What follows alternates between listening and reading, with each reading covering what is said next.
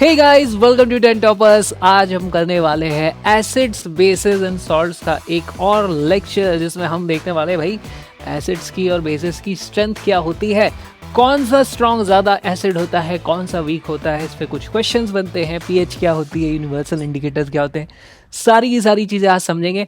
और फिर हमें अगर कोई केमिकल लिखा हुआ है तो हम देख के बता भी पाएंगे कि भाई ये है तो सॉल्ट, लेकिन इसको पानी में घोल दिया तो उसकी पीएच कितनी निकल के आने वाली है। तो आज की क्लास में काफ़ी अपने को मशक्कत करनी पड़ेगी, चीज़ें समझनी पड़ेगी। चलो स्टार्ट करते हैं, साथ में नोट्स बनाते चलना। Strong and week acids and basis. Strong क्या होता है, वीक क्या होता है, एक बार इसको थोड़ा सा मैं आपको समझाता हूँ, ये एग्जांपल देकर के समझाता हूँ। मान लो हमारे पास दो स्टूडेंट हैं, एक ये है एक ये है, दोनों के पास 100 रुपए हैं, ठीक है। दोनों के पास 100 रुपए बराबर रुपए हैं, ठीक है।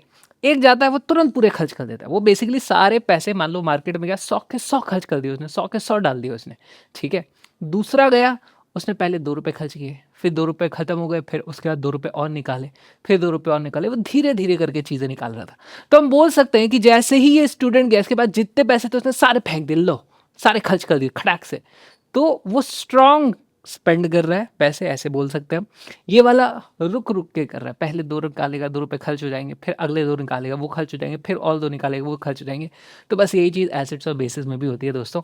अगर मान लो हमारे पास स्ट्रॉन्ग एसिड है कोई, ठीक है, स्ट्रॉन्ग एसिड है, पहले तो इसकी डेफिनेशन देखो, एग्जाम में लिखेंगे तो क्या लिखना है, for same concentration strong acids and bases produce more ions than weak acids and basis.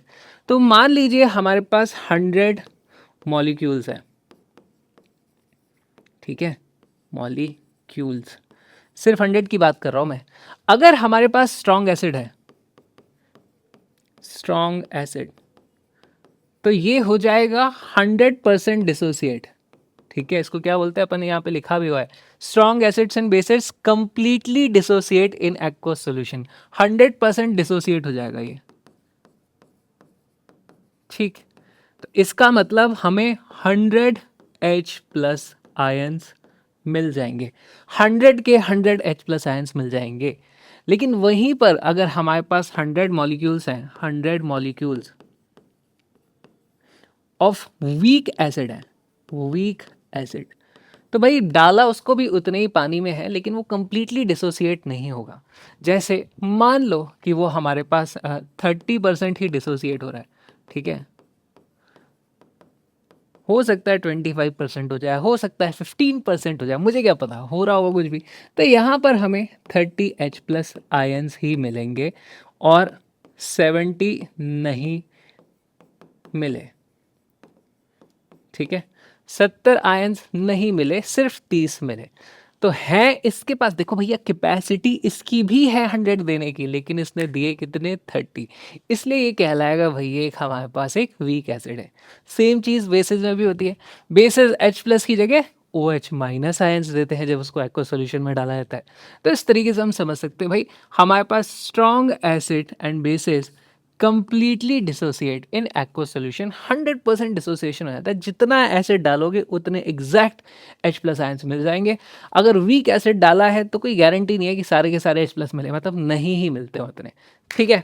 अब समझने की बात यह है कि भाई कौन सा स्ट्रॉन्ग है, कौन सा वीक है, ये हमें कैसे पता चलेगा, ठीक है। कौन सा स्ट्रॉन्ग है, कौन सा वीक है, ये हमें कैसे पता चलेगा, तो वो मैं आपके लिए यहाँ पर लिस्ट लेकर के आ गया हूँ दोस्तों। हमारे पास स्ट्रॉन्ग एसिड होते हैं sulphuric acid, hydrochloric acid, nitric acid, ये तीनों बहुत ही स्ट्रॉन्ग एसिड्स हैं। हमारे पेट में कौन सा होता है, HCl, सबसे स्ट्रॉन्ग एसिड लेकर के घूम रहे हैं अपन अपने पेट में। लेकिन ऐसे ही मत सोचना कि यहाँ पे एक पेट में 1 लीटर हमारे बॉटल रखी है जिसमें 1 लीटर स्ट्रॉन्ग एसिड है, ऐसा भी नहीं होता। धीरे धीरे जब जरूरत पड़ती है थोड़ा थोड़ा निकलता रहता है, ऐसा नहीं कि हमारे पेट में हम लेकर के जग लेकर के घूमना है, एक नलची घोपो और एसिड फैला दो, ये नहीं होता, ठीक है।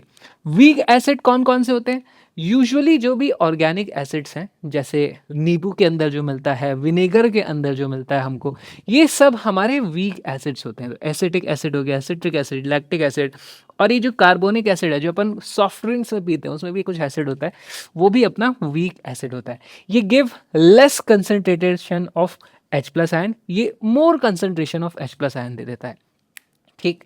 बेसिस में देख लो तो भाई स्ट्रॉन्ग बेसिस होता है अपने पास सोडियम, पोटेशियम, कैल्शियम, ये तीनों कंप्लीटली डिसोसिएट हो जाते हैं। वीक बेसिस कौन है? Ammonium hydroxide, cupric hydroxide, ferric hydroxide, zinc का हाइड्रोक्साइड, बेसिकली बहुत सारे मेटल्स का हाइड्रोक्साइड है। ये कम कंसंट्रेशन में हमें OH माइनस आयंस देते हैं। तो ये लिस्ट दोस्तों आपको पता होनी चाहिए। क्यों पता होनी चाहिए? अभी थोड़ी देर में हम एक टॉपिक देखने वाले हैं, वहाँ पे क्या हुआ, सॉल्ट आ जाएंगे। सॉल्ट की पीएच क्या होती है वहाँ पता करने के लिए strong acid, strong base, weak acid, weak base, ये लिस्ट पता होनी चाहिए। तो ये सारे दोस्तों आपको याद करने ही हैं, ये सारे आपको याद करने ही हैं। मैं क्या करता था ट्रिक में, मैं इनको खाली याद कर लेता था और अज्यूम कर लेता था इनके अलावा कुछ आने वाला है तो दोस्तों वो वीक ही है। लेकिन आप पूरे पूरे याद करना चाहो तो कर लो। तो लिख लो इसको, लिखो, लिख लिया। चलो भाई नेक्स्ट आ जाओ। क्या तुम कर पाओगे? CBSE का क्वेश्चन आया है, equal length of magnesium ribbon are added to HCl and CH3COOH. In which test tube does the reaction happen more vigorously and why? Vigorously का मतलब तेजी से होगी, है ना, तेज भड़बड़ाते हुए कुछ तो रिएक्शन हो जाएगी, फास्ट हो जाएगी। किस में होगी? तो बहुत अच्छा सवाल है दोस्तों, समझने की कोशिश करो। बोला क्या जा रहा है, मैग्नीशियम एक मेटल है, ठीक है, Mg क्या है, एक मेटल, ठीक है। मेटल प्लस एसिड, दोनों ही हमने एसिड डाले हैं। देखो HCl एंड CH3COOH दोनों एसिड हैं। जब भी ये रिएक्शन होती है हमारे पास क्या होता है, एक तो H2 गैस निकल के आती है और दूसरा हमारे पास एक सॉल्ट बनता है, ठीक है जी। अब रिएक्शन यही होनी है, एसिड अलग अलग है, एक बार HCl है, एक बार ये है। जब स्ट्रॉन्ग एसिड होगा तो फटाक से बहुत सारे H+ आयन दे देगा, सारे के सारे जाकर के मेटल पे अटैक करेंगे, फास्ट रिएक्शन होगी। ये भाई सब धीरे धीरे निकालेंगे H+ आयन, तो वहाँ पर स्लो रिएक्शन होगी। तो हम बोलते हैं कि भाई अगर ये हमारे पास स्ट्रॉन्ग है, ठीक है, तो हम बोलेंगे फास्ट रिएक्शन, ठीक। और अगर जो हमने ये वीक ले लिया तो फिर हमारे पास स्लो रिएक्शन होगी, ठीक है। होगी पूरी, खत्म नहीं होगी, मतलब पूरे के पूरे रिएक्शन कंप्लीट करके निकलेंगे बेचारा, ये पर स्लोली स्लोली चलने वाला है, ठीक है जी। तो कौन सा अपना स्ट्रॉन्ग है भाई? हमारे पास है स्ट्रॉन्ग HCl, ये हमारा जीत जाएगा, कटैक टिक मार दो। और वीक कौन सा है अपना? CH3COOH, एसिटिक एसिड, ये हमारा स्लोली स्लोली कराएगा। तो हमारा आंसर क्या हो जाएगा? HCl। बहुत बढ़िया, CBSE का देखो कॉन्सेप्चुअल सवाल यहाँ पर आ चुका है। सेम चीज़ ये कर सकते थे, किसके साथ कर सकते थे? हमारी जिंक को करा दो आप स्ट्रॉन्ग बेस से या वीक बेस से। जिंक एम्फोटेरिक मेटल है, दोनों से रिएक्ट करती है, तो ऐसा भी क्वेश्चन फ्रेम किया जा सकता है। लिखें इसको, लिख लो। समझ में तो आ रहा है ना सब? आना ही पड़ेगा, आना ही पड़ेगा, और करोगे क्या? चलो अच्छा, तो ये यहाँ पर उसका लिखा हुआ है, अगर आपको लिखना है तो इस तरीके से आप लिख सकते हैं, the reaction is more vigorous with HCl, we know. फिर अगर ज़्यादा ही नंबर का क्वेश्चन पूछ ले, 1 नंबर का पूछा है तो इतना लिख के छोड़ देना, नहीं तो फिर आपको एक्स्ट्रा लिखना पड़ेगा। HCl is a strong acid and produces many H+ ion that react quickly with magnesium. ये धीरे धीरे H+ को रिलीज करता है, दूसरा वाला एसिटिक एसिड, ठीक ठीक ठीक। चलो जी नेक्स्ट है अब कंसंट्रेशन वर्सेस स्ट्रेंथ। दो चीज़ें हैं, एक होता है कि कौन एसिड कितना ज़्यादा स्ट्रॉन्ग है, दूसरा होता है कि उसकी कंसंट्रेशन क्या है। देखो दोस्तों, कंसंट्रेटेड और स्ट्रॉन्ग है तो वो बहुत खतरनाक कॉम्बिनेशन होता है। स्ट्रॉन्ग भी है, मार भी सकता है, कंसंट्रेटेड है, नहीं ज़्यादा आयंस वो लेकर के आया है, बहुत ही कम पानी में बहुत सारा एसिड घोल रखा है, तो वो कंसंट्रेटेड एसिड होता है, ठीक है। तो कंसंट्रेशन बताती है कि एसिड या बेस हमने एक सोल्यूशन में कितना डिसॉल्व कर रखा है। ज़्यादा एसिड डाल रखा है तो ज़्यादा कंसंट्रेटेड है, ज़्यादा बेस डाल रखा है तो ज़्यादा कंसंट्रेटेड है, नहीं तो फिर वो डाइल्यूट कहलाता है। तो हमारे पास दो चीज़ें होती है भाई, या तो कंसंट्रेटेड होगा या फिर डाइल्यूट होगा। इन दोनों में कौन जीत जाएगा? कंसंट्रेटेड वाला, ठीक है। स्ट्रेंथ की जब बात होती है, एक बार एसिड आ गया, अरे भाई एसिड में H+ आयन तो सारे एसिड देते हैं, लेकिन उसके साथ में एक नेगेटिव आयन भी लेकर के आते हैं। जैसे हमारे पास एक HCl है, ध्यान से देखना दोस्तों, यहाँ पे अगर इसको मैं पानी में डालता हूँ तो H+ आयन आता है मेरे पास और Cl- आता है, ठीक है। दूसरी चीज़ मेरे पास आती है CH3COOH, इसको पानी में डालता हूँ, ये भी H+ देता है, साथ में क्या दे देता है हमें? ये CH3COO-। अब दोस्तों H+ तो दोनों ने दिया है, दोनों का हाइड्रोजन सेम होता है, कोई अलग अलग हाइड्रोजन थोड़ी है। ये अपना काम वैसे ही करेगा जैसे करता आ रहा है। पावर स्ट्रेंथ कैसे पता चलेगी भाई? अगर ये कोई सॉल्ट बना पाए जल्दी से, ये कुछ काम करे, कहीं सेटल हो जाए, तभी तो रिएक्शन आगे बढ़ेगी बेचारी। तो ये चीजें जो हैं ये डिसाइड करती हैं कि एसिड की स्ट्रेंथ कितनी होने वाली है। कंसंट्रेशन कौन डिसाइड करता है? हम कितना एसिड डाला। स्ट्रेंथ कौन डिसाइड करता है? स्वयं एसिड खुद, कि भाई हमारे जो नेगेटिव आयंस हैं वो किस तरीके से आगे कंपाउंड वगैरह बना लेते हैं, उसके हिसाब से पता चलेगा कि भाई ये किसी चीज़ को गला सकता है, उसके साथ रिएक्ट कर सकता है कि नहीं। तो इसकी ज़्यादा डिटेल में अपने को जाने की ज़रूरत नहीं है, अपने सिलेबस में नहीं है, लेकिन बहुत सारे स्टूडेंट्स को मुझे मालूम है कन्फ्यूजन होता है कि भाई स्ट्रेंथ और कंसंट्रेशन का क्या डिफरेंस है। तो ये डिफरेंस है। तो सबसे ज़्यादा खतरनाक चीज़ हमारे लिए क्या हो जाएगी? स्ट्रांग भी हो एसिड, कंसंट्रेटेड भी हो। सबसे वाहियात चीज़ क्या हो जाएगी? एक तो एसिड बेचारा वीक है पहले ही, और उसको डाइल्यूट भी कर रखा है, तो वो कुछ नहीं कर पाएगा, मतलब कुछ तो कर ही देगा पर बहुत कम कुछ कर पाएगा। ठीक है, तो लिख सकते हो यहाँ पे, आप लिख देना ये एनायंस, नेगेटिव वाले हैं ना ये, तो इनको क्या बोलते हैं? एनायंस। Anions decide strength. यहाँ पे भी आप देखोगे हमारे पास जो पूरी की पूरी लिस्ट थी, एक बार अभी लिखने के लिए दोबारा बता दूंगा, यहाँ पे देख लो सब में H H H आ रहा है भाई, NO3 minus Cl minus SO4 2 minus. ये लोग जल्दी जल्दी कंपाउंड बना जाते हैं ना, ये बेचारे इनके CO माइनस ये वाले रह जाते हैं, तो इसीलिए ये स्ट्रांग नहीं है, ये वाले अपने स्ट्रांग हो जाते हैं। ठीक है, तो कहाँ गया वो? लिख लो इसको, लिख लो लिख लो लिख लो। उतना ज़्यादा ये एग्जाम पॉइंट ऑफ व्यू से इंपॉर्टेंट नहीं है, ये मोस्टली समझने वाली चीज़ थी। ठीक, चलो एग्जाम पॉइंट ऑफ व्यू में क्या आता है? एग्जाम पॉइंट ऑफ व्यू में क्या आता है? पीएच का स्केल। क्या होता है पीएच स्केल? भाई अपन बात करते हैं कि ये एसिड स्ट्रांग है, ये वीक बेस है। एसिड बेस में स्ट्रेंथ की बातें सारी कर ली हमने। अब बात करते हैं उसको नापोगे कैसे? बताना तो पड़ेगा ना भाई, ये ज़्यादा स्ट्रांग है, ये कम स्ट्रांग है, क्यों? कोई तो वैल्यू आ रही होगी ना इनकी। ठीक है, तो वैल्यू क्या है?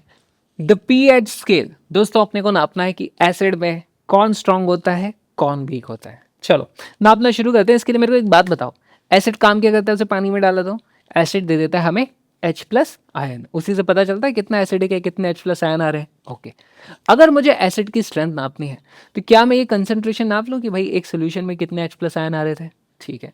अगर मुझे बेसिस नापने हैं तो क्या मैं OH माइनस की कंसंट्रेशन नाप लूँ कि कितने OH माइनस आ रहे हैं? करेक्ट। तो यहीं से हमारे पीएच स्केल का जन्म होता है दोस्तों।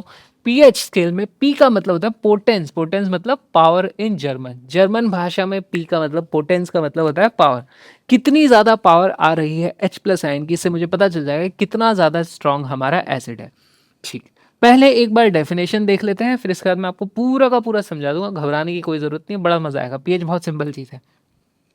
PH scale is a measure of, यहाँ पे आता है of, pH scale is a measure of strength of acids and basis. इसका मतलब एग्जाम में पूछा जाएगा व्हाट इज पीएच स्केल, तो आपको लिखना है pH scale is a measure of strength, कितनी ज्यादा स्ट्रेंथ आ रही है एसिड्स और बेसिस की।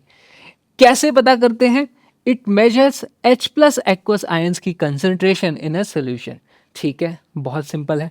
इट रेंजेस फ्रॉम 0 to 14, जहां पर 7 बीइंग न्यूट्रल। तो दोस्तों मेरे साथ एक बार यहाँ पर इस तरीके से अपनी कॉपी में पहले तो इसको पूरे को लिख लेना, उसके बाद ऐसे एक स्केल बनाना है इस तरीके से। ठीक है, थोड़ा पीएच बनवाते हैं आपसे। लेफ्ट हैंड साइड पे यहाँ पे आपको लिख देना है ये है हमारे पास 0, राइट हैंड साइड पे आपको लिख देना है ये है हमारे पास 14। ठीक ठीक ठीक, और इन दोनों के ठीक बीचों बीच आपको, अच्छा यहाँ पे 0 है वहाँ पे 14 है, तो यहाँ पे क्या होगा? 7। ध्यान से देखो क्या लिखा है कि इसकी रेंज होती है 0 से लेकर के 14 तक, 0 से लेकर के 14 तक पीएच होता है। कोई भी सोल्यूशन हमारे पास आ चुकी है तो उसके सोल्यूशन में पीएच या तो इधर होगी या फिर यहाँ पर होगी, या फिर 7 हो सकती है, या 8 हो सकती है, 9 हो सकती है, 10 हो सकती है, 14 हो सकती है।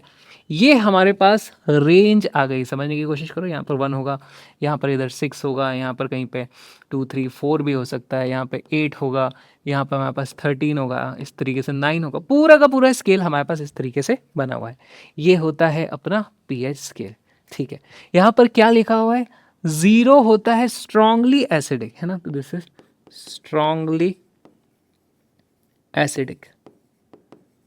ठीक, कोई भी अगर मेरे पास पीएच बोली गई कि भाई पीएच 0 है या 1 है, तो हम क्या बोलेंगे? ये एक स्ट्रांग एसिड आ गया है। ठीक, यहाँ पर 14 को हम बोलते हैं स्ट्रांगली बेसिक, तो यहाँ पे आपको लिखना है स्ट्रांगली बेसिक। बेसिक, तो यहाँ पर हमारे पास बेसिक सोल्यूशन हो जा रही है। और 7 बीइंग न्यूट्रल। ये हमारे पास दोस्तों होता है न्यूट्रल। न्यूट्रल है का मतलब ना उसमें एसिड है ना उसमें बेस है। क्या आप जानते हो ऐसी एक सोल्यूशन को जिसमें ना एसिड है ना बेस है? अपना प्योर वाटर। तो ये अपने प्योर वाटर की भी पीएच होती है। ठीक, तो पहले तो आप इस तरीके से पीएच स्केल को देखना सीखें कि एक ऐसे स्केल मान लो जिसमें अगर मैंने किसी सोल्यूशन में एक मान लो कोई इंस्ट्रूमेंट है उसे डुबोया, वो पीएच दिखा देता है, मान लो पीएच की वैल्यू आ गई 8, तो यानी कि इस तरफ है हम यहाँ पर। न्यूट्रल के उधर वाले सब बेसिक होते हैं। अगर आपकी पीएच इधर ही कहीं आ रही है तो मैं बोल दूंगा वीक बेस है, इधर कहीं आ रही है तो बोल दूंगा स्ट्रॉन्ग बेस है। तो अपने को बस यही याद रखना है। अगर मैंने पीएच नापी, मान लो ये पीएच वाला मीटर घूम रहा है, यहाँ पे आ गई, इसका मतलब बोल दूंगा अच्छा 7 के पास ही थी लेकिन एसिड की तरफ थी, तो इसको वीक एसिड बोल देंगे। और अगर जो पीएच यहाँ आ गई तो हम क्या बोल देंगे, वो एक स्ट्रॉन्ग एसिड है। बहुत सिंपल, बहुत सिंपल, यही होता है अपना पीएच, अपने काम का पीएच, बस इतना ही है। अब दोस्तों सवाल उठता है कि इसमें तो आपने सिर्फ H पता किया था, H प्लस आयन की कंसंट्रेशन पता कर रहे थे आप। एसिड के लिए H प्लस आयन की पावर समझना समझ में आता है, ठीक है। बेस के लिए पीएच कैसे बता रहे हो भाई? बेस के लिए तो आपको OH माइनस आयन समझना चाहिए, क्योंकि बेस पानी में OH माइनस आयन लेकर के आता है। बहुत अच्छा सवाल है। देखो बेस लेकर के आता है OH माइनस आयन, लेकिन पानी जो है हमारा, दोस्तों ध्यान से देखना, अभी थोड़ा आउट ऑफ सिलेबस वाली बात बता रहा हूँ, जिसको सवाल ये मन में उठ रहा है सिर्फ उसके लिए, हर किसी के लिए नहीं है। अगर मेरे पास H2 है दोस्तों, तो वो H plus and OH minus में टूट जाता है, टूटता रहता है, मतलब अपने पानी के बॉटल में भी ऐसे होता रहता है। अगर मेरे पास ऐसा होता है कुछ कि अगर H प्लस आयन की कंसंट्रेशन बड़ी है तो ये वाली अपने आप कम हो जाती है, और अगर बेस डाल दिया, इसकी कंसंट्रेशन बढ़ गई है, तो H प्लस आयन की कंसंट्रेशन कम हो जाएगी। इस तरीके की कुछ चीज़ होती है। दोनों की कंसंट्रेशन का प्रोडक्ट कांस्टेंट रहता है। तो यहाँ पर आप समझ सकते हो दोस्तों कि अगर मैंने बेस डाला है तो OH माइनस ऊपर हो गया, यानी H प्लस नीचे हो गया।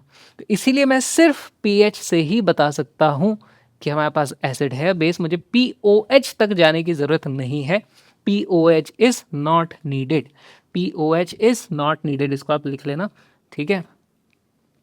PH plus POH is equal to 14 होता है हमेशा। इसका मतलब POH इज नॉट नीडेड, है ना। हम पीएच देख करके ही बता सकते हैं एसिड है या बेस है। बहुत सिंपल सी चीज़ है, ये थोड़ा सा अपना एक्स्ट्रा ज्ञान हो गया। अगर आपको इंटरेस्ट है इसमें तो लिख लो, नहीं तो कोई ज़रूरत इसकी नहीं है। काम की चीज़ अपने ये आ गई, ठीक है।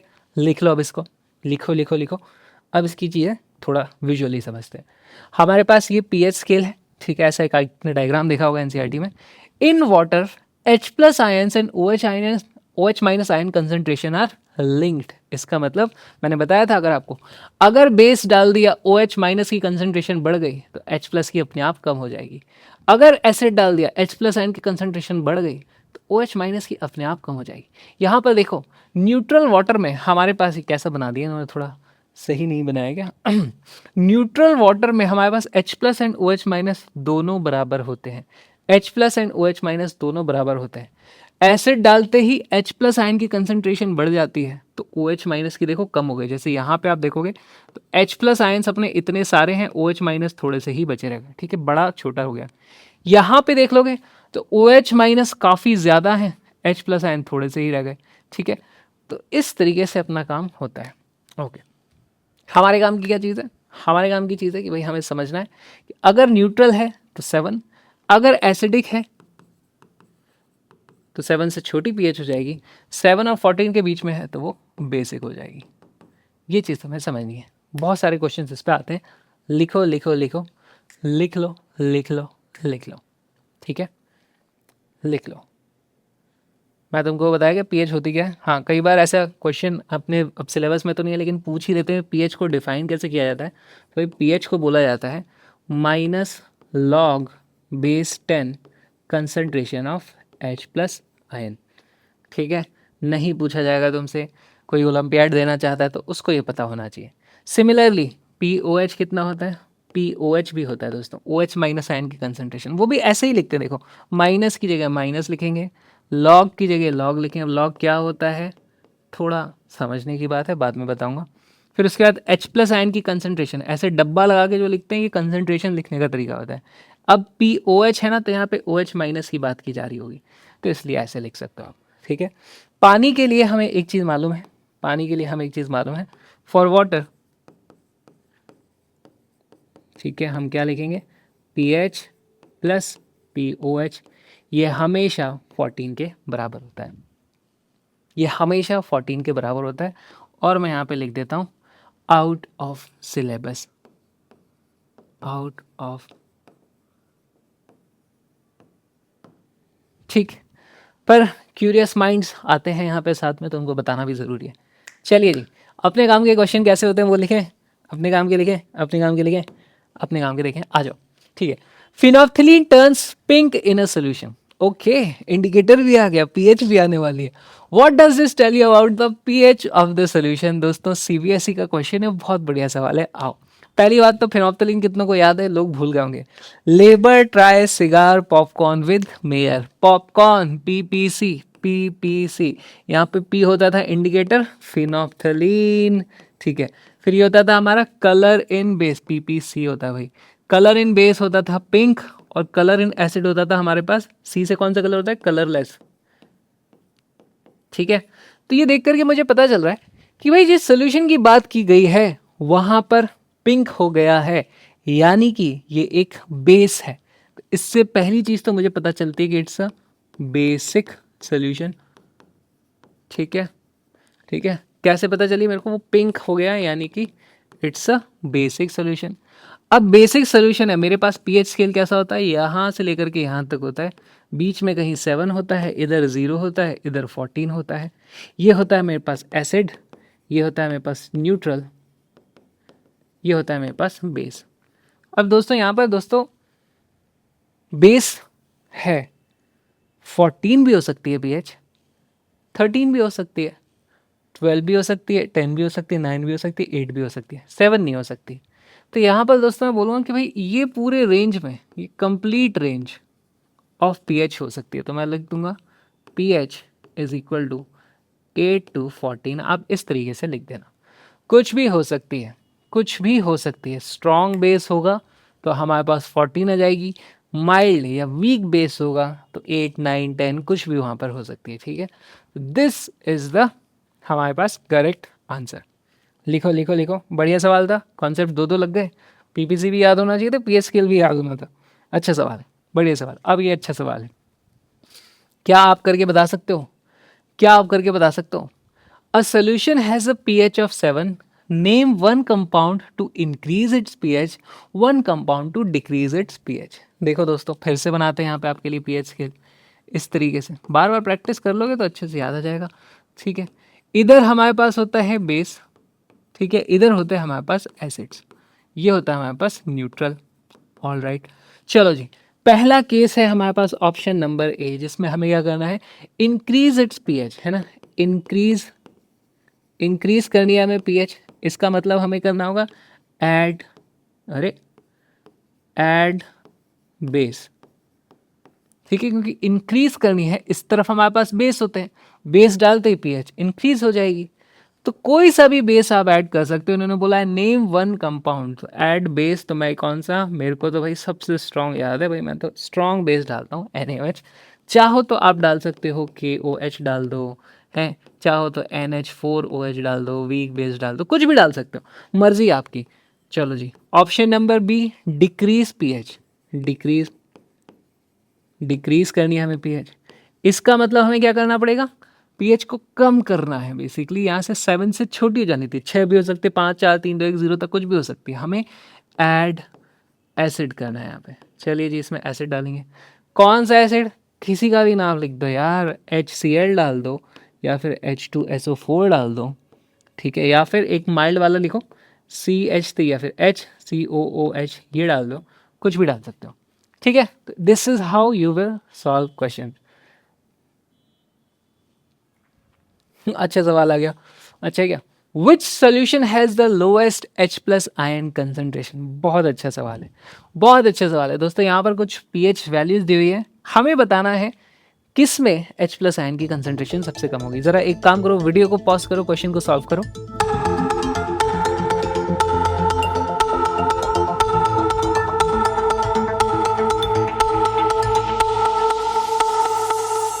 आओ दोस्तों इस क्वेश्चन को सॉल्व करते हैं। यार अब की बार अपने को क्या करना है, H प्लस आयन कंसंट्रेशन सबसे कम होनी चाहिए। यहाँ पर ध्यान से देखना, ठीक है। हमारे पास लो H प्लस आयन, इसका मतलब इट्स अ बेस। कैसे पता मुझे ये बेस है भाई? High H plus ion concentration कब होती है? जब हम एसिड डालते हैं तो वो H प्लस आयन छोड़ते थे, तो higher H plus ion concentration होती है। Lower H plus ion concentration का मतलब अब ये मत समझना कि वीक एसिड डाला है, इसका मतलब H प्लस आयन की कंसंट्रेशन लो है, यानी कि OH माइनस की ज़्यादा है। ठीक है, हमने यहाँ पे क्या देखा था? हमने यहाँ पे क्या देखा था? रुको दोबारा दिखाता हूँ, दोबारा दिखाया जाए आपको। अगर H प्लस आयन की कंसंट्रेशन इधर कम है, यानी कि OH माइनस की ज़्यादा है। ठीक है, इस तरीके से आपको इसे इंटरप्रेट करना है। ठीक है, चलो जी। लो H प्लस आयन कंसंट्रेशन, इसका मतलब आप यहाँ पे लिखो high high OH minus concentration. ठीक है, इसका मतलब हमारे पास बेस है। ठीक है, इसका मतलब pH मोर देन 7। अब 7 से बड़ी है, कौन सी वाली 7 से बड़ी है? एक ही ऑप्शन है दोस्तों 7 से बड़ा, विच इज ऑप्शन नंबर 10। और मान लो यहाँ पे आपके लिए मैं एक और ऑप्शन बना देता, ठीक है, मान लो यहाँ पर एक ऑप्शन और बना दिया होता मैंने, मान लो 9। तो ये भी बेसिक है, ये भी बेसिक है। इसमें कम मतलब माइल्ड, ये थोड़ा वीक बेस है, ये वाला थोड़ा ज़्यादा स्ट्रॉन्ग बेस है, तो तब भी यही आंसर सही होता। हमें स्ट्रॉन्गेस्ट, सबसे ज़्यादा स्ट्रॉन्ग जो बेस है उसको चुन लेना होगा, यानी सबसे ज़्यादा पीएच को हमें यहाँ पर लेना होगा। बहुत अच्छा सवाल। लो एच प्लस आयन कंसंट्रेशन, इसका मतलब ओ एच माइनस की कंसंट्रेशन ज़्यादा होगी, इसका मतलब बेस होगा। हमको चुनना है सबसे ज़्यादा स्ट्रॉन्ग बेस कौन सा है, सबसे ज़्यादा स्ट्रॉन्ग बेस यानी कि सबसे ज़्यादा बड़ी पीएच कौन सी है, वो यहाँ पे 10 आ रही है, तो 10 बिकम्स आवर करेक्ट आंसर। बढ़िया सवाल, बढ़िया सवाल, लिख लो। आ जाओ एक और। What happens to the pH of an acid on dilution? उसको डाइल्यूट करेंगे तो क्या होगा दोस्तों? कॉन्सेप्चुअल सवाल आ चुका है, कॉन्सेप्चुअल सवाल आ चुका है। ठीक है, मान लो ध्यान से देखना, अब ये तभी समझ में आएगा आपको जब आप थोड़ा दिमाग लगाओ। ये हमारे पास एक बीकर है, इसमें मैंने यहाँ पर एक कॉन्सेंट्रेटेड सोल्यूशन है, कॉन्सेंट्रेटेड सोल्यूशन है। ठीक है, इसमें कुछ H प्लस आयन की कंसंट्रेशन होगी, आप ऐसे बोल सकते हो। कंसंट्रेशन कैसे नापते हैं? Number of ions per unit volume, इस तरीके से नापा जाता है। इसकी ज़्यादा डिटेल में जाने की ज़रूरत नहीं है अपने को। ठीक, तो इसमें कुछ कंसंट्रेशन थी, लेट से कंसंट्रेटेड सोल्यूशन थी, 10 उसकी वैल्यू रही होगी, लेट से मान लो, एक मान लो, ठीक है। फिर उसमें हमने क्या किया? पानी मिला दिया, यहाँ तक भर दिया पानी से, यहाँ तक हमने पानी भर दिया उसमें। अब सिर्फ पानी भरा है, यही 10 जो हमारे पास H प्लस आयन था वो इतने पूरे में समा गए, तो पर यूनिट वॉल्यूम तो कम हो जाएंगे, वो जैसे घुल गया ना, वो पतला हो गया बेसिकली। तो हम बोलेंगे भाई on dilution H plus ion concentration will go down. On dilution, dilution word क्या यूज़ किया? डाइल्यूशन यहाँ आया। On dilution H plus ion concentration will decrease, कम हो जाएगी वो। ठीक है जी, कम हो गई। अच्छा, कम हो जाएगी तो क्या होता है दोस्तों? हमारे पास ज़्यादा होती है, तो हमें मालूम है दोस्तों ये 7 हुआ करता था, ये 0 हुआ करता था, ये 14 हुआ करता था। अगर H प्लस आयन की कंसंट्रेशन मान लो पहले हमारे पास यहाँ पर थी, ज़्यादा थी, यहाँ से अब वो कम हो रही है, तो हम फिर न्यूट्रल की तरफ जाने लगेंगे, तो हम इस तरफ बढ़ेंगे और इस तरीके से हमारे पास नई पीएच कुछ इस तरीके से आ जाएगी। तो हमारी पीएच बढ़ जाएगी, है ना। मान लो पहले 1 थी, तो 1 से बढ़ करके लेट से वो 3 हो गई, जो भी होगा वो बढ़ेगी ही बढ़ेगी। तो यहाँ पर हमारे पास पीएच विल इंक्रीज। बहुत अच्छा सवाल है, आओ दोबारा समझाता हूँ। पहले हमारे पास कंसंट्रेटेड सोल्यूशन थी, कंसंट्रेटेड सोल्यूशन थी, उसकी कुछ concentration of H plus ion थी, क्योंकि वो एसिड है ना, एसिड है तो उसमें ज़्यादा H प्लस आयन रहे होंगे, यानी कि वो यहाँ कहीं पे रहा होगा। फिर हमने उसको डाइल्यूट कर दिया, तो H प्लस आयन की कंसंट्रेशन कम हो गई, कंसंट्रेशन कम हो गई यानी कि हमारी power of H plus ion कम हो गई। तो अब हमें मालूम है कि वो माइल्ड की तरफ, इस तरफ बढ़ता जा रहा है ना, इस तरफ बढ़ता जा रहा है, तो वो डाइल्यूट सॉल्यूशन हो गई है, तो हमारे पास H प्लस आयन की कंसंट्रेशन कम हो जाएगी, यानी वो टुवर्ड्स न्यूट्रल बढ़ता जा रहा है। इसका मतलब पीएच उसकी बढ़ जाएगी। हो सकता है 3 हो सकता है 5 हो, लेकिन जो भी होगा इंक्रीज होगा, इसलिए इनका आंसर इंक्रीज हो जाएगा। बहुत अच्छा कॉन्सेप्चुअल ये सवाल है, स्टार मार्क करके रखें, समझे इसको। ओहो हो, बहुत बढ़िया सवाल। बहुत बढ़िया सवाल, ये बढ़िया सवाल है। A teacher provided acetic acid, water, lemon juice, aqua solution of sodium hydrogen carbonate and sodium hydroxide to students in the school laboratory to determine the pH value of these substances during pH paper. क्या होता है pH paper, अभी देखने वाले हैं अपन। चलो जी, हमको pH पता करनी है। One of the students reported the pH values of given substances as इस तरीके से। ओके, कुछ कुछ पीएच वैल्यूज उसने निकाल करके दे दी। Which one of these value is not correct, हमें बताना है कौन सी वाली करेक्ट नहीं है। ठीक है, write correct value stating the reason. चलो समझने की कोशिश करते हैं हमें क्या क्या चीजें दी गई थी। सबसे पहले तो एसिटिक एसिड, एसिटिक एसिड। दोस्तों मेरे साथ प्रेडिक्ट करने की कोशिश करो इनकी पीएच क्या क्या रही होगी। एसिटिक एसिड स्ट्रॉन्ग एसिड होता है या वीक एसिड होता है? ये एक वीक एसिड होता है। क्योंकि ये एक वीक एसिड है ना, इसको लिख दो यहाँ पे वीक एसिड। तो इसकी जो पीएच होगी वो आएगी मेरे पास 4 के आसपास हो सकती है, मुझे नहीं पता कितनी होगी, लेकिन इस तरीके की कुछ वैल्यू होगी। देखो एसिटिक एसिड यहाँ पर इन्होंने 3 दिया है, चलो ठीक है, तो यहाँ पे मैं लिख देता हूँ भाई इसकी वैल्यू 3 है। मेरे को भी याद थोड़ी है सबकी बैठ के नहीं, पीएच इज इक्वल टू 3, तो दिस इज करेक्ट। ठीक है, करेक्ट है, तो यहाँ पर इसके आगे मैं ग्रीन कलर से टिक ऐसे एक लगा देता हूँ। चलो नेक्स्ट हमें क्या दिया गया था, एसिटिक एसिड के बाद वाटर। जल्दी बताओ वाटर की पीएच कितनी होती है? वाटर की पीएच तो दोस्तों होती है एकदम 7, इसमें तो कोई शक ही नहीं है, वाटर न्यूट्रल होता है। लेमन जूस, लेमन जूस, अब दोस्तों लेमन जूस इससे भी थोड़ा वीक होता है आई थिंक, मुझे नहीं पता, अभी इसकी वैल्यू सब याद करा लेंगे, लेकिन लेमन जूस भी हमारे पास एक वीक एसिड है। उनने हमसे वैल्यूज़ पूछी भी नहीं, उन्होंने पूछा कि यार ये वैल्यू सही होगी क्या, तो मुझे मालूम है यार वीक एसिड है, तो इसका मतलब इसकी भी पीएच हमारे पास 4 के आसपास आ रही है, तो ये भी करेक्ट है, इसमें कोई बुराई नहीं है। ये वाला गलत लिखा हुआ है क्लियरली, तो हमें तो गलत बताने थे, तो ये हमारा आंसर आ गया। आगे भी देख लेते हैं, sodium hydrogen carbonate solution. Sodium hydrogen carbonate solution दोस्तों ये होता है हमारे पास NaHCO3। मुझे मालूम है इसकी पीएच अभी आप नहीं निकाल पा रहे हो, थोड़ा निकलवा दूंगा थोड़ी देर बाद, बस ये भी हमारे पास बेसिक होता है, ये भी करेक्ट लिखा हुआ है। ठीक है, इसकी भी पीएच ऐसी ही होती है, बेसिक होता है। और सोडियम हाइड्रोक्साइड मुझे मालूम है ये होता है हमारे पास NaOH, तो ये तो एकदम पक्का लिखा हुआ है कि 14 होती है। सारे सही है, खाली वाटर की इन्होंने गलत लिखी हुई थी, तो water becomes our correct answer, क्योंकि क्वेश्चन ने गलत वाले पूछे हैं। अच्छा सवाल था, कुछ pH values, common pH values क्या याद होनी चाहिए, वो भी सारी आपको अभी बता दूंगा। ठीक, लिख लो इसको अगर लिखना चाहते हो तो। ये भी बहुत अच्छा सवाल, सीबीएसई का क्वेश्चन है।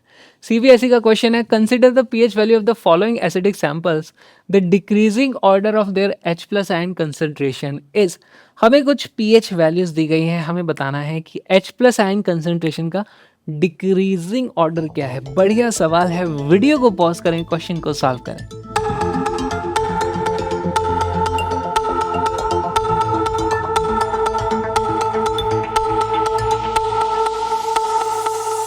आ जाओ दोस्तों सॉल्व करते हैं। इसका करेक्ट आंसर क्या है?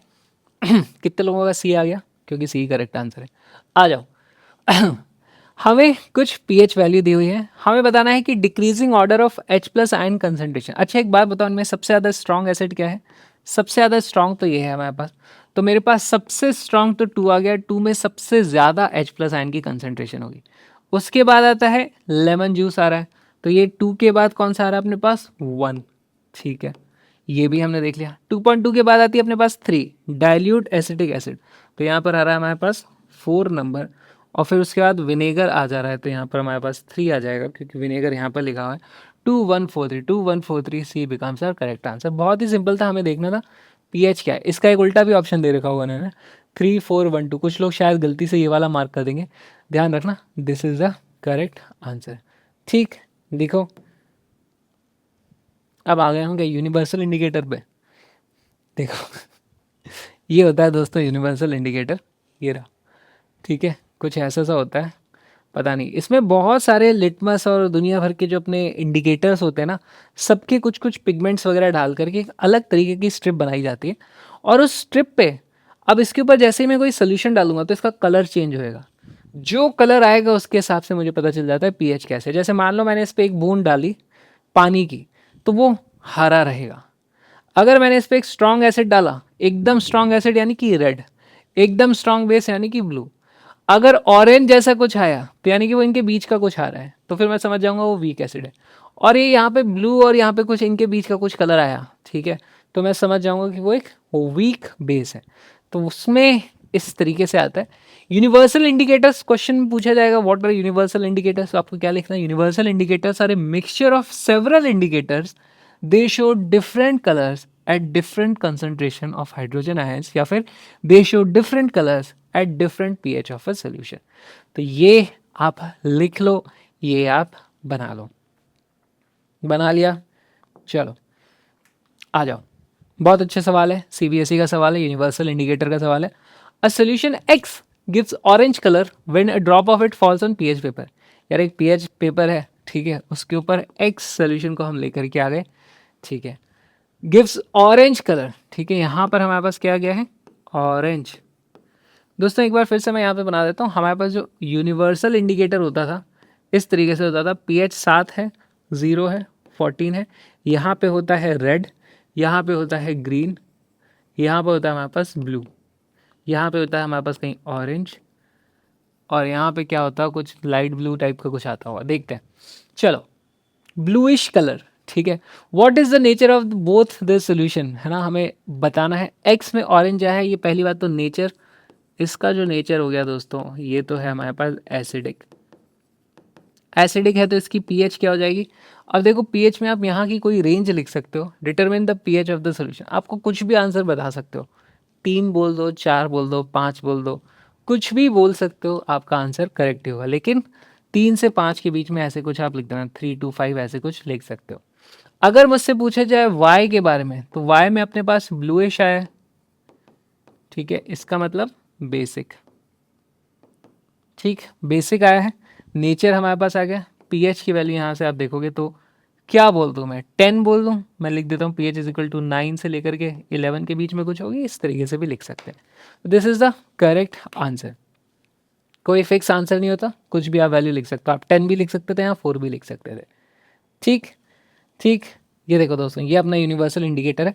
इस तरीके से एक स्ट्रिप आती है, जैसे मैंने आपको दिखाया था, मेरे पास ये स्ट्रिप थी, ये रही, ये रही स्ट्रिप, और इसके साथ में ऐसे एक की आती है, की या गाइड बुक आती है, इसके ऊपर आप जब डालोगे कुछ इसका कलर चेंज हो जाएगा, फिर ऐसे लगा लगा करके मैच कर लेना। अच्छा इस वाले से मैच हो रहा है, यहाँ पे 11 लिखा हुआ है तो पीएच इज इक्वल टू 11, ठीक है, यहाँ पे इसके नंबर्स कुछ लिखे हुए हैं।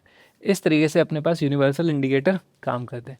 जनरली ये पेपर स्ट्रिप इम्प्रेगनेटेड, इम्प्रेगनेटेड का मतलब उसके अंदर बहुत सारे हमारे पास इस तरीके से जो इंडिकेटर्स हैं अंदर डाले हुए हैं उसके अंदर। In the universal indicator is use for measuring the pH of a solution, this paper is known as pH paper. ये होता है अपना, एक सेकेंड, ठीक है, हाँ, इसमें तो और कुछ है नहीं। आ जाओ, सीबीएसई का बहुत अच्छा क्वेश्चन है ये, इसमें इस तरीके से आपको वो देखो पीएच का स्केल बना करके दे दिया और कुछ सोल्यूशन लिखी हुई है BADC। अब आपको बताना है based on the pH values the solution ABCD are respectively. दोस्तों मुझे बताओ, यहाँ पर सी को तो पहले बोल दूँ एकदम 14 के पास है 30, तो इसको मैं बोल दूंगा it's a strong base. B को मैं बोल दूंगा न्यूट्रल, ठीक है। ए को मैं बोल दूंगा ये है हमारे पास एसिडिक की तरफ आ रहा है इस तरफ, लेकिन ये है हमारे पास वीक एसिड। और ये डी को भी स्ट्रॉन्ग एसिड बोला जा सकता है, स्ट्रॉन्ग भी, वीक भी, कुछ भी हो सकता है, देख लेते हैं क्या है, ठीक है। ABCDR, डी के बारे में मैं श्योर नहीं हूँ कि उसको स्ट्रॉन्ग एसिड लूँ कि वीक एसिड लूँ, मैं तो वीक में ही लेना चाहता हूँ इसको। ऐसा ऑप्शन सिर्फ एक ही है मेरे को जिसमें ये लास्ट वाला सी आ रहा है हमारे पास।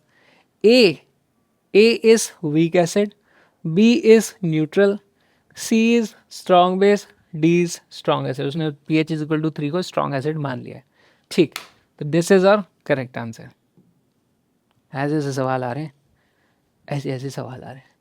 चलो एक और सवाल, सीबीएसई का रंगीन खेल।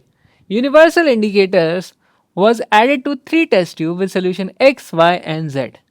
ठीक है, 3 टेस्ट ट्यूब बनाओ, टेस्ट ट्यूब नंबर ये रही x, ये रही हमारे पास y, ये रही हमारे पास इस तरीके से z, ठीक। The colour seen were red, green and purple. अरे यार कितना सिंपल है, रेड, ग्रीन, पर्पल। बताओ जरा, ग्रीन यानी कि pH is equal to 7 neutral, red यानी कि पीएच की वैल्यू लिख दो यहाँ पे 1, पर्पल यानी कि पीएच की वैल्यू लिख दो 11, लिख दो कुछ भी लिख दो यार। Arrange the solution in increasing order of their pH, pH increase होनी चाहिए, ठीक है, पीएच इंक्रीज होनी चाहिए, इस तरफ इंक्रीज हो रही है, तो मैं क्या लिखूंगा, एक्स की पीएच कम है, फिर वाई की आ रही है, और फिर उसके बाद जेड की आ रही है, तो this is our correct answer. Which solution will make phenolphthalein turn pink. अब देखो फिर से आ गया अपने पास labour dry cigar popcorn with mayor, PPC, मुझे मालूम है दोस्तों फिनोप्थलीन बेसिक में हमारे पास पीपीसी बेसिक में पिंक हो जाती है, बेसिक में पिंक हो जाती है, तो यानी हमारे पास Z will be correct answer, Z basic will turn pink, ठीक है,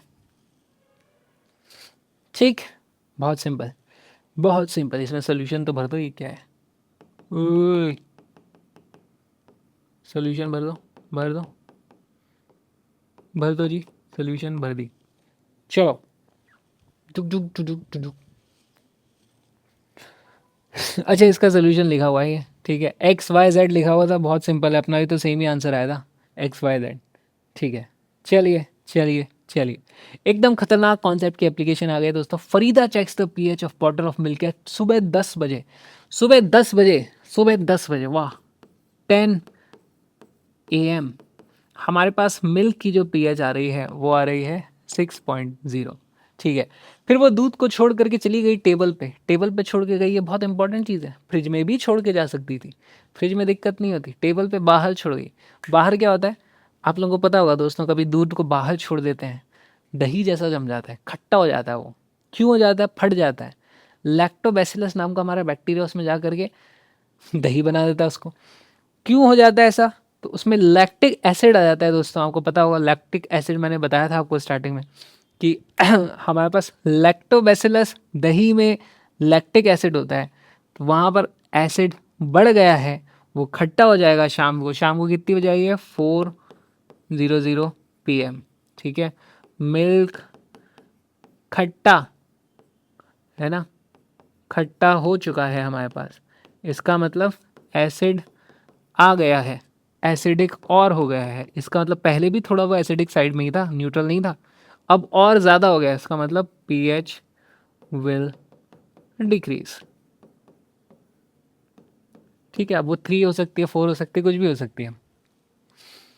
how is the pH of milk at 4 PM likely to compare with the pH of milk at 10 AM, इसका मतलब pH will be lower than what it was at 10 AM, pH will decrease, pH will decrease, ठीक है, तो इसका solution भी देखेंगे। As the milk is kept at room temperature for several hours, bacteria, कौन सा bacteria, lactobacillus present in the milk start converting lactose जो कि शुगर होती है इनटू लैक्टिक एसिड, अब आपको ये सब लिखने की जरूरत नहीं है, because of this the acidity of milk increases and the pH decreases, pH will decrease, लिख लो अगर लिखना चाहते हो, अच्छा सवाल था। अब दोस्तों कुछ पीएच वैल्यूज हैं जो अपने को याद होनी चाहिए, ठीक है, ये सारी क्या याद होनी चाहिए, नहीं, कुछ तो याद होनी चाहिए, जैसे प्योर वाटर की तो याद होनी चाहिए 7, हमें मालूम है, मिल्क की अभी फरीदा की मिल्क की 6 आई थी, अपनी 6.5 है, एक ब्लड की पता होना ज़रूरी है 7.4, 7 से 8 के बीच में होती है, चेंज भी हो जाती है कभी कभी, पर थोड़ा थोड़ा सा बेसिक नेचर का होता है वो, ओके, सलाइवा जब हम कुछ खाते हैं तो उससे पहले कम होती है, कुछ खाना मुंह में फंसा रह जाता है तो फिर उसमें एसिड वगैरह आते हैं डाइजेस्ट करने के लिए भी, तो आफ्टर मील वो चेंज हो जाती है, हमारे मुंह में जो सलाइवा आता है उसकी पीएच भी चेंज होती रहती है, तो ये इस पे भी क्वेश्चन आता है कि भाई बिफोर मील और आफ्टर मील में क्या हो रहा है, तो ऐसे कुछ चेंज हो जाता है, ठीक है। गैस्ट्रिक जूस बहुत खतरनाक चीज़ है, हमारे पेट में खतरनाक एसिड होता है, तो ये अपने को पता होना चाहिए। लाइम वाटर NaOH, NaOH की तो हमें याद ही है यार, स्ट्रॉन्ग बेस है, ये तो पता ही है, ठीक है, और हमें और क्या, लेमन की याद कर लो, और एसिड रेन की याद होनी चाहिए, ये सब चीज़ें मैं आपको बताऊंगा अभी आगे चल के, इनके बारे में लिखवाऊंगा, पर एक टेबल बना लो अपनी कॉपी में, ये वाले याद करने हैं तो यही करने हैं, इनके अलावा कुछ नहीं करना है, ठीक है, इनके अलावा कुछ नहीं करना है, ठीक है। एक अमोनिया की और लिख लो यार, अमोनिया 12 होती है उसकी, 12, अरे ठीक है, 12 लिख रहा हूँ, अमोनिया की। चलो,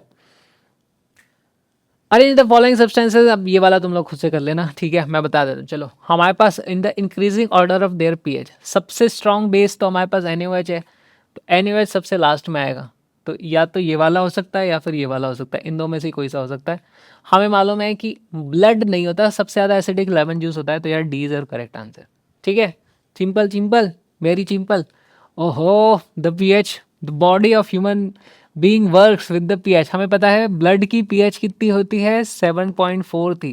देखो इन दोनों के बीच में आ रहा है 7.4, this is our correct answer. ठीक है, this is our correct answer. Okay, 7.5 to 8.1, D भी हो सकता था क्या?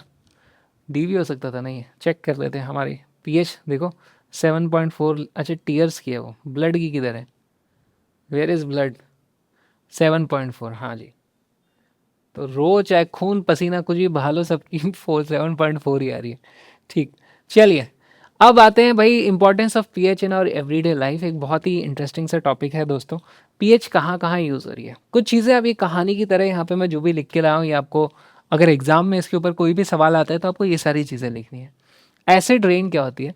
देखो दोस्तों, अपने जब हम एयर पोल्यूशन होता है दुनिया भर का, जब भी हम कुछ जलाते हैं तो उसमें से कुछ चीज़ें निकलती हैं, जैसे SO2 और NO2। याद रखना, SO2 और NO2 ये एटमॉस्फेयर में होता है। जब बारिश होती है तो ये SO2 और NO2 क्या होते हैं, पानी में घुल जाते हैं। पानी में घुलते हैं तो फिर ये एसिडिक कर देते हैं पानी को, उसकी पीएच कम हो जाती है। और अगर पीएच की एक लेवल से कम चली जाती है तो हम बोलते हैं कि भाई वो एसिड रेन हो गई है। हमारे पास वो पीएच वैल्यू क्या है, अरे यहाँ लिखी नहीं है, 5.6। 5.6 से कम हो गई तो फिर हम बोलते हैं कि वो एसिड रेन है। ठीक, अब इसका इम्पैक्ट क्या है कि भाई इससे अगर वो पानी आया है वो जाएगा नदी नालों में, वहाँ पे मछलियाँ रह रही हैं, मेंढक रह रहे हैं, उनके लिए तो पीएच बढ़ जाएगी, बोलेंगे एसिडिक माहौल आ गया, मर जाते हैं यार। कई बार ऐसा होता है कि पूरे के पूरे तालाब की सारी मछलियाँ मर जाती हैं। तो उससे बचने के लिए क्या करें, अरे एसिडिक हो रहा है तो थोड़ा बेस डाल दो, तो उसमें फिर हम ये अपना NaOH या इस तरीके की कोई भी चीज़ आप डाल सकते हो, उससे वो बेसिक होकर के न्यूट्रलाइज हो जाता है। तो मछलियों को बचाने के लिए इस तरीके के काम भी किए जा सकते हैं। ठीक है, कुछ हमारी बिल्डिंग्स हैं, जैसे ये हमारी बिल्डिंग है ताजमहल, चूना पत्थर का बना हुआ है, एसिड के साथ ये भी रिएक्ट कर जाता है, चूना पत्थर नहीं चूने का, मार्बल CaCO3 का बना हुआ है, तो वो भी रिएक्ट कर जाता है, वो भी ख़राब ना हो जाए इसलिए उनका कुछ करना पड़ेगा। ठीक है, साथ में एग्रीकल्चर में प्रॉब्लम आ जाती है, ज़मीन में पौधे जो उग रहे हैं उनको भी एक सर्टेन पीएच चाहिए। अगर ज़्यादा एसिडिक आप वहाँ पे पानी डाल दोगे तो वो भी सफ़र करते हैं और उन पे भी गड़बड़ हो जाती है, फसलें ख़राब हो जाती हैं। तो ये कुछ इम्पैक्ट्स हैं, ये आप लिख सकते हो, लिख सकते हो। नेक्स्ट, सॉइल की पीएच के बारे में अगर बात करें, जैसे यहाँ खेती किसानी हो रही है, अगर पीएच यार मिट्टी की एक रेंज में ही होनी चाहिए तभी पौधे ठीक से उग पाते हैं। ज़्यादा एसिडिक भी नहीं होनी चाहिए, ज़्यादा बेसिक भी नहीं होनी चाहिए। कई बार मान लो हमने एसिड रेन हो रही है कहीं पे तो एसिडिक हो गया, लेकिन कई बार मिट्टी में से ही तो सारे मिनरल्स निकाले जाते हैं। अगर वहाँ के एरिया में ही बहुत सारे बेसिक चीज़ें पड़ी हुई हैं तो यार वहाँ की मिट्टी बेसिक होनी ही होनी है, तो फिर उसको ट्रीट किया जाता है। मिट्टी का सैंपल लेके जाते हैं, उसकी पीएच चेक करते हैं, फिर उसके हिसाब से बताते हैं अच्छा आपकी मिट्टी ज़्यादा एसिडिक है इसमें बेस डाल दो, अच्छा आपकी मिट्टी ज़्यादा बेसिक है इसमें थोड़ा एसिड डाल दो। इस तरीके से ट्रीटमेंट किया जाता है। ठीक है, तो most of the plant grows when pH of the soil is close to 7, neutral होना चाहिए भाई। ठीक है, sometimes soil in the field is too acidic, अगर एसिडिक है तो उसको ट्रीट करने के लिए बेस डालना पड़ेगा, है ना, तो उसमें हम बेस डालते हैं। तो बेस डालने के लिए क्विक लाइम उसमें डाला जाता है। ठीक है, क्विक लाइम क्या होता है, CaO प्लस H2 अगर होता है दोस्तों तो अपना क्या बन जाता है, CaOH होल ट्वाइस। दोस्तों ये अपने पास बेस आ गया। ठीक, इस तरीके से चीज़ होती है। और अगर हमारे पास स्लेक लाइम, अच्छा CaOH होल ट्वाइस उनने सीधे ही डाल दिया, या फिर चौक डाल सकते हो यार, कैल्शियम कार्बोनेट, तो कुछ भी चीज़ें डाल सकते हो। मतलब अगर एसिडिक हो गया तो बेस अपने को डालना पड़ता है, कुछ चीज़ें आप देख लेना। ठीक, लिखो लिखो लिखो। नेक्स्ट है हमारे पास pH of our digestive system. इसको हमने न्यूट्रिशन वाले चैप्टर में भी पढ़ा है अपने लाइव प्रोसेस में। भाई पेट के अंदर अगर गैस्ट्रिक जूस होता है, खतरनाक भयंकर कंसंट्रेटेड एसिड, तो वो हमारे पास होता है, एसिडिक होता है, उसकी पीएच 1.2 1.5 इस तरह की होती है, बहुत स्ट्रॉन्ग एसिड। अच्छा मान लो मैंने कुछ खा लिया, उसने डाइजेस्ट कर लिया, नो प्रॉब्लम। कई बार मैंने सिर्फ खाना सूंघ लिया, अब पेट में तो उसको लग रहा है खाना आने वाला है, लेकिन मैंने खाया नहीं, मैं डाइटिंग कर रहा हूँ, तो पेट में एसिड तो बना के उसने रिलीज कर दिया। ओहो हो, पेट में एसिड आ गया, गड़बड़ हो जाएगी, क्योंकि इसको पचाने के लिए कुछ है ही नहीं। तो उसको फिर न्यूट्रलाइज करने के लिए मुझे कुछ एंटासिड लेना पड़ता है, कुछ बेसिक चीज़ें खानी पड़ती है। जैसे उसका सबसे अच्छा एग्जाम्पल है milk of magnesia, MgOH whole twice. ठीक है, इसको याद रखना, मिल्क ऑफ मैग्नीशिया लिया जाता है एंटासिड की तरह। या फिर मान लो मैंने कभी ज़्यादा खा लिया, तो अब एसिड को पता नहीं है कितना एसिड बनाते जाना, हमारे पेट को बनाते जा रहा है, और कई बार फिर वो ऐसे ऊपर भी आने लगता है, एसिड रिफ्लक्स बोलते हैं उसको। ठीक है, तो हमारे पेट के अंदर तो कुछ लाइनिंग होती है दोस्तों, उस लाइनिंग की वजह से पेट को हार्म नहीं होता है, लेकिन अगर हमारे वो जो ऊपर के ट्रैक होते हैं उसमें एसिड आने लग जाए, उसको नुकसान होने लग जाता है। ठीक है, तो वो नहीं होना चाहिए। चलिए, मिल्क ऑफ मैग्नीशिया यहाँ पर इंपॉर्टेंट चीज़ है, मिल्क ऑफ मैग्नीशिया हमें लेना पड़ता है। Okay okay okay, cool. चलिए, नेक्स्ट है टूथ डिके। दोस्तों हमारे दांतों में भी कुछ डिके होने लगता है। अपना दांत का जो इनेमल है वो सबसे ज़्यादा स्ट्रॉन्ग चीज़ से बना होता है। अपने पूरे बॉडी में अगर हार्डनेस की बात की जाए तो वो सबसे ज़्यादा हार्ड होता है। ठीक, अब हार्ड क्यों होता है? बहुत सारे तरह की चीज़ें अपने को चबानी है। ठीक है, अब हम दोस्तों कई बार खाना खाते हैं, वो दांतों के बीच में फंसा रह जाता है, वो सड़ता है, वहाँ पे फिर एसिडिक वो चीज़ हो जाती है। एसिडिक हो जाता है तो उसके बाद में वहाँ पर पीएच एक सर्टेन लेवल से नीचे हो जाए, यानी थोड़ा सा एसिडिटी बढ़ जाए, 5.5 के पीएच को अगर वो क्रॉस कर जाए तो इनेमल खराब होने लगता है। और इनेमल ऐसी चीज़ है कि एक बार गया तो वो गया, फिर वो वापस नहीं आता। फिर उसके बाद हमारे दांत डिके होने लग जाएंगे, यहाँ से सड़ने लग जाएंगे, अंदर थोड़ी पूरा का पूरा उससे नहीं बना हुआ, इनेमल से बाहर की कोटिंग होती है, फिर दांत गलना शुरू हो जाएगा, सड़ जाएगा, फिर आपको दांत बदलवाना ही पड़ता है, ये सब चीज़ें हो जाती है। ठीक है, अंदर तक पूरा सड़ जाता है। ठीक है, फिर रूट कनाल कराना पड़ता है। तो इसलिए क्या करें भाई, पीएच कम हो रही है, एसिडिक हो रहा है, तो कुछ बेस डाल दिया जाए। कहाँ से डालेंगे? हमारा जो टूथब्रश होता है, टूथब्रश में नहीं, टूथपेस्ट होता है, टूथपेस्ट में बेस होता है, तो हम बेसिक चीज़ें डालते हैं वहाँ पर। ठीक है, ताकि पीएच न्यूट्रलाइज हो जाए। तो अगर टूथ डिके से रिलेटेड कोई भी चीज़ आती है तो आप ये लिख सकते हो, इसको एग्जाम में लिख करके आ सकते हो। समझा हमने दिया, लिखना आपका काम है। Next, self defence. अब दोस्तों एसिड इतनी खतरनाक चीज़ है कि जीव जंतु उसका इस्तेमाल कर रहे हैं। ठीक है, हमारे जो डंक मारने वाली प्रजातियां हैं, जैसे ये मधुमक्खी हो गई और भी कोई है, सबके सब जो डंक मारते हैं सब में हमारा फॉर्मिक एसिड होता है। कौन सा होता है? Formic acid. व्हेन बीज and and sting they release formic acid. Formic acid कौन सा होता था दोस्तों? मेथेनोइक एसिड होता था, HCOOH। याद रखना इस चीज़ को। ठीक है, तो ये आएगा, इससे आपको जलन मचती है, डिस्कम्फर्ट हो जाता है। इसका रेमेडी का मतलब उसका इलाज क्या है, क्या किया जाए? तो दोस्तों उसमें आप कुछ बेसिक चीज़ें रगड़ दो, जैसे मिल्क ऑफ मैग्नीशिया रगड़ दो, या फिर बेकिंग सोडा, ये भी हमारा एक बेसिक नेचर का होता है, आप उसको भी लगा सकते हो। कोई भी अल्कलाइन सब्सटेंस, अल्कलाइन क्या होता है? जो बेसेस हमारे पानी में घुल जाते हैं, उनको लगा लेना तो बच जाओगे। ठीक, पर यहाँ पे एक बहुत ही इंटरेस्टिंग चीज़ है यार, ये सेल्फ डिफेंस लिखा है एनिमल का।